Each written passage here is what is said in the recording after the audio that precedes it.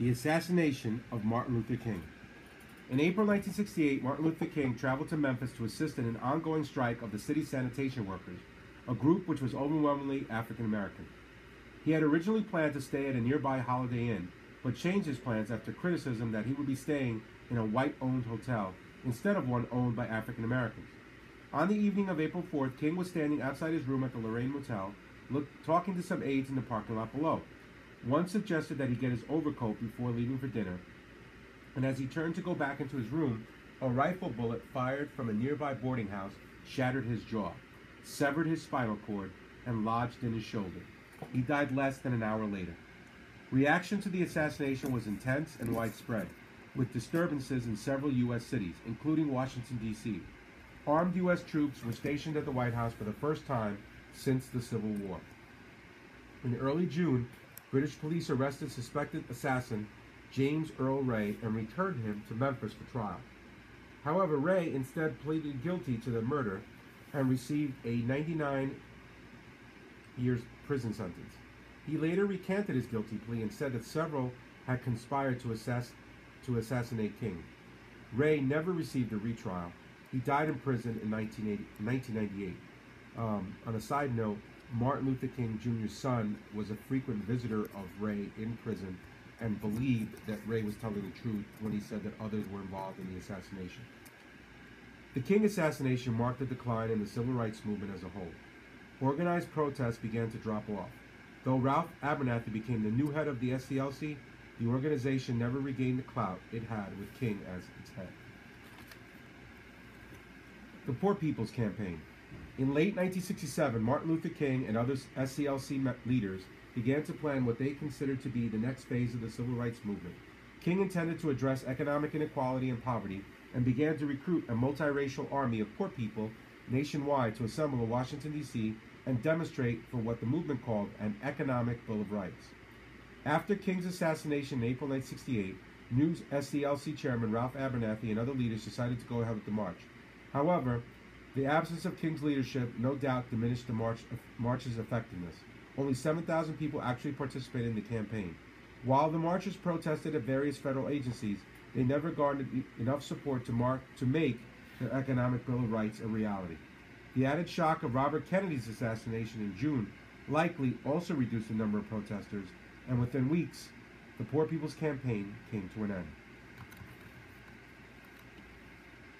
The Kerner Commission.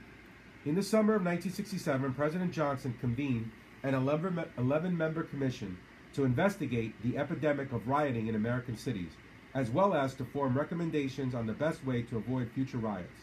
Johnson appointed Illinois Governor Otto Kerner chairman of the commission, which quickly became known as the Kerner Commission. The commission presented its report to President Johnson in March 1968.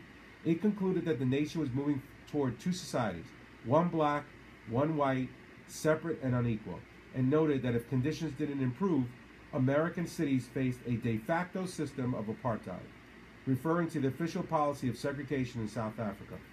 In addition, the commission blamed white society for isolating and neglecting African Americans. The commission recommended that legislation be passed to promote racial integration and to enrich depressed areas, primarily through job creation, job training programs, and decent housing.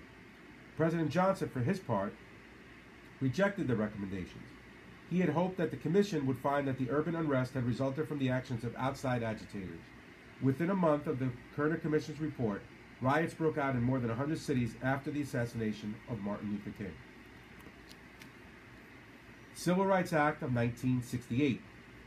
Partly due to public sentiment regarding the assassination of Martin Luther King, Congress passed the Civil Rights Act of 1968 on the day of King's funeral, and President Johnson signed it into law 2 days later.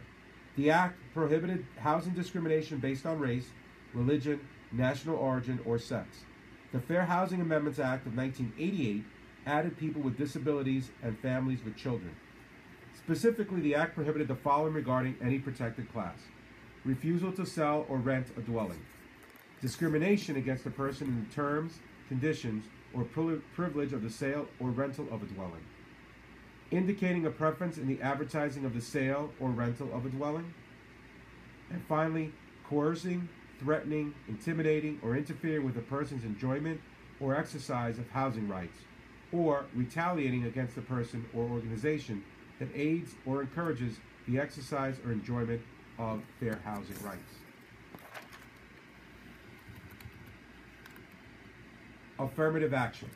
While various pieces of federal civil rights legislation attempted to solve the problems of discrimination against minorities, some also addressed the need to ensure equal opportunity in employment and education. Affirmative action offered one possible solution, though not without controversy. Affirmative action had its roots in the Kennedy administration, but reached fruition as part of President Johnson's Great Society. In a 1965 executive order, Johnson required that the policy be followed by all federal contractors. The order barred discrimination in various forms against any employee or applicant because of race, color, religion, sex, or national origin, and required employers to conspicuously post these rules in the workplace. Frequently, this type of affirmative action was enforced via a quota system, with preferential treatment given to applicants from socially disadvantaged groups. While many applauded the concept of affirmative action, some criticized it, calling it reverse discrimination, and claiming that it unfairly kept white males from certain employment and educational opportunities.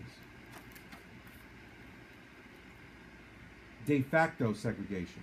Much of the legislation passed during the Civil Rights era focused on ending de jure segregation, or segregation by force of law. However, some legislation targeted de facto segregation, or segregation in practice, or in fact. Nearly 20 years after Brown, segregations in schools persisted around the country, mostly due to the presence of large numbers of minorities living in a particular school district. In the early 1970s, several cities tried to correct racial imbalances through the use of court-ordered school busing.